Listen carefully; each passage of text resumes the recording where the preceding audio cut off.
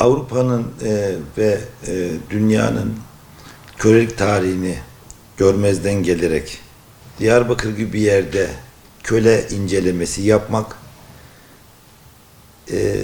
bir kere hedef saptırmanın yanında akademik bir çalışmaysa bu akademik bir körlük, entelektüel bir ikiyüzlülük ve ağır bir hafıza suçudur.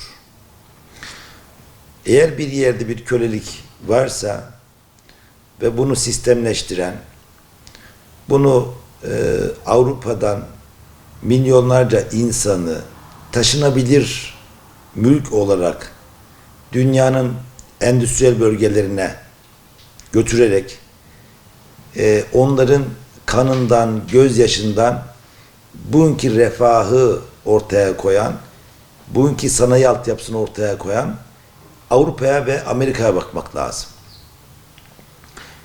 Bugüne kadar Avrupa ve Amerika ve emperyal devletlerin tamamı oluşturdukları düzen içerisinde siyahileri bir emtia olarak değerlendirmiştir. Bir insan olarak da görmemiştir. Keza Avrupa'nın kölelik tarihi modern dünyanın tanıklık ettiği en vahşi, en barbar ve en zalimce bir düzendir. Bu düzen içerisinde milyonlarca insanın gerek pamuk tarlalarında gerekse de farklı işçilik sahalarında kırbaç altında, işkence altında öldürüldüğü bir geçmiş yatar.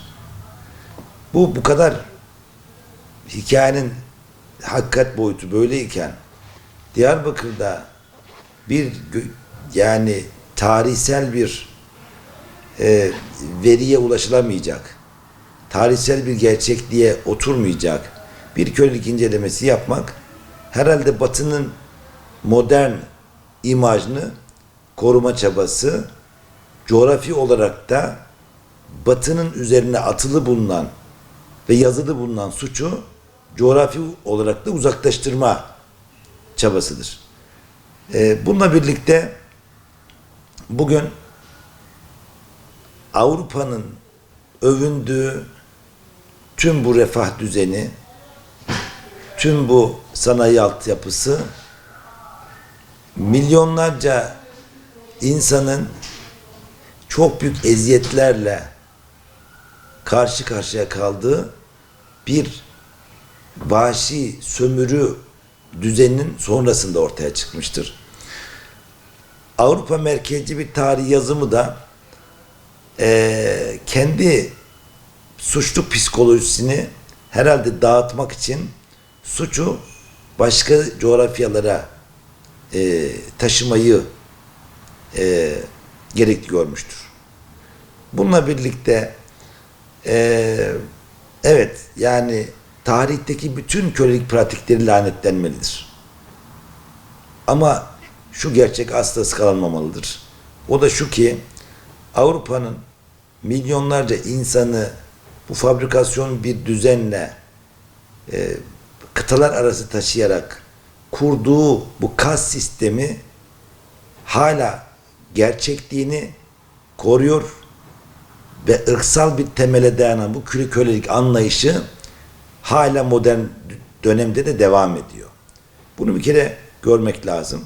Yine keza daha yeni Fransa kendi sömürgecilik tarihiyle yüzleşerek bir utanç vesikası olarak duran yasal metinlerden birini, yani siyahileri insan olarak değil taşınabilir mülk olarak gören o yasal metini kaldırmayı daha bugün gündemine almış, kirli geçmişiyle, utanç vesikasıyla ancak daha bugün yüzleşebilmiştir.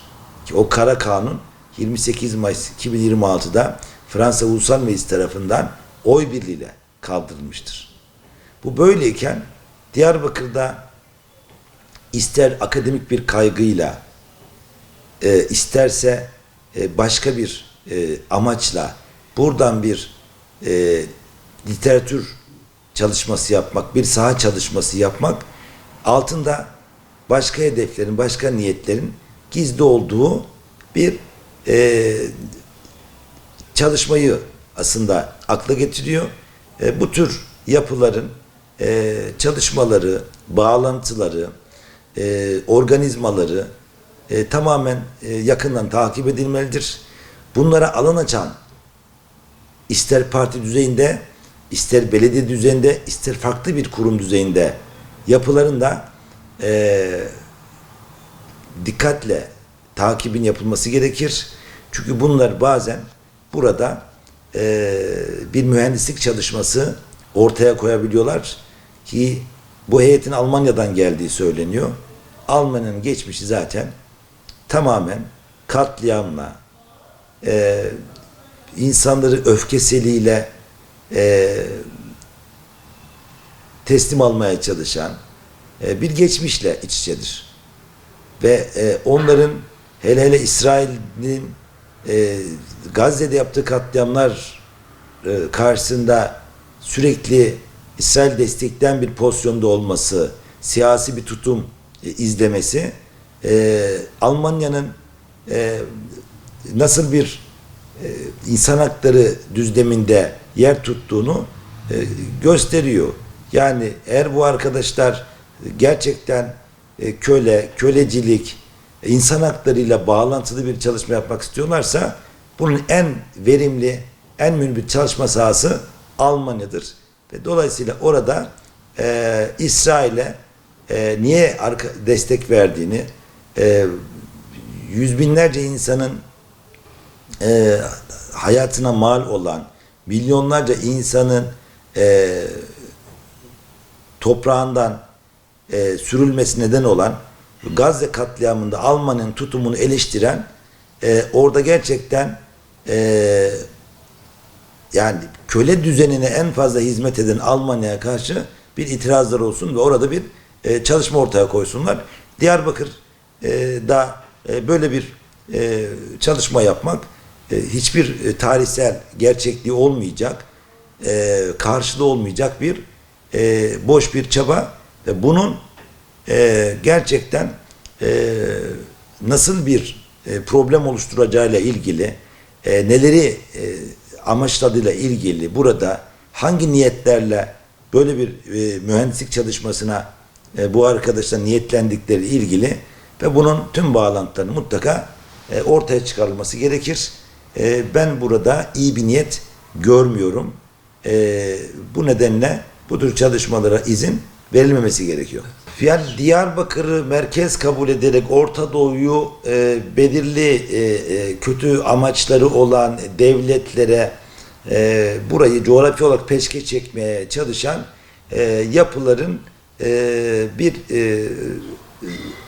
yani arka akıl çalıştığını gösteriyor. Arka planda bir aklın çalıştığını gösteriyor.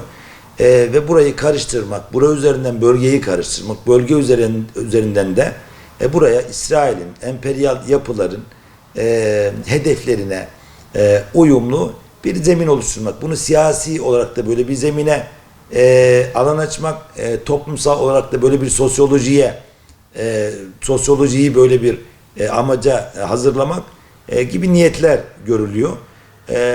Yani çünkü bu tür çalışmanın özellikle buradan kurgulanmaya çalışması yerelden de bir takım destekler aldığını açıkça gösteriyor.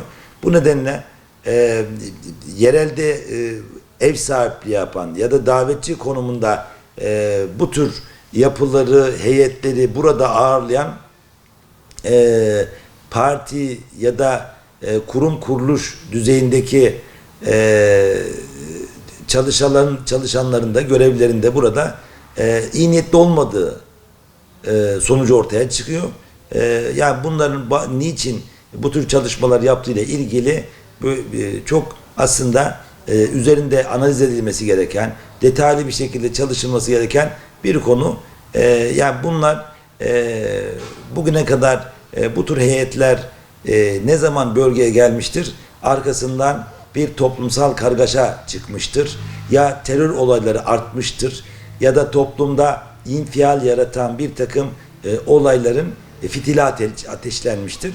Bu nedenle bu tür yapıların yaptığı görüşmeler, çalışmalar hakikaten tüm bağlantılarla birlikte odağa alınmalıdır. Yakın takibi almalıdır. Ya bunlar buralardaki yaptıkları çalışmalarda bugüne kadar hiç hayra vesile olmamışlardır. Yani hemen arkasından çok farklı olumsuz toplumsal olaylar meydana gelmiştir. Siyasi olaylar meydana gelmiştir. Ortamın terörize edildiği, insanların olumsuz etkilendiği bir takım sonuçlar oluşturmuşlardır. Bu nedenle yani gerçekten kaynağı olmayan, gerçekte bağdaşmayan çalışma konularına ilişkin devletin önlem alması lazım, engel olması lazım.